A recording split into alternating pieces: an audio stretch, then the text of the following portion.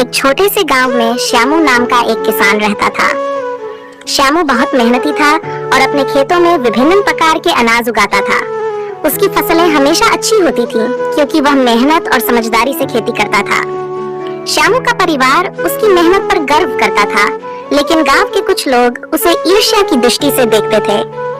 एक बार श्यामू के खेतों में इतनी अच्छी फसल हुई कि उसके पास बेचने के लिए काफी अनाज बच गया।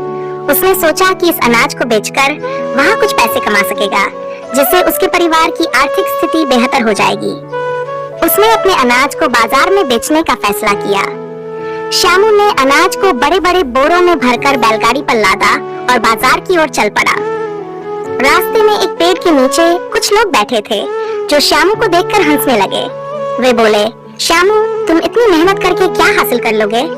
तुम्हारे अनाज की कीमत कोई नहीं देगा। लेकिन श्यामू ने उनकी बातों पर ध्यान नहीं दिया और अपनी यात्रा जारी रखी। जब वह बाजार पहुंचा, तो वहां के व्यापारी उसकी अच्छी गुणवत्ता वाले अनाज को देखकर बहुत खुश हुए। उन्होंने श्यामू को उसके अनाज की उचित कीमत दी और श्यामू को अच्छा मुनाफा हुआ।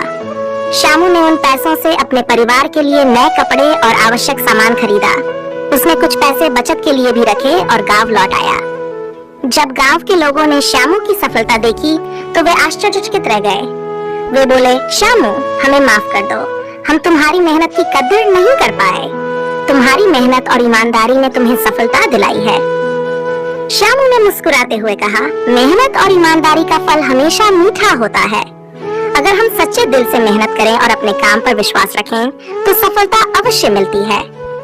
इस कहानी से हमें ये सीख मिलती है कि मेहनत, ईमानदारी और अपने काम पर विश्वास से किसी भी मुश्किल को पार किया जा सकता है।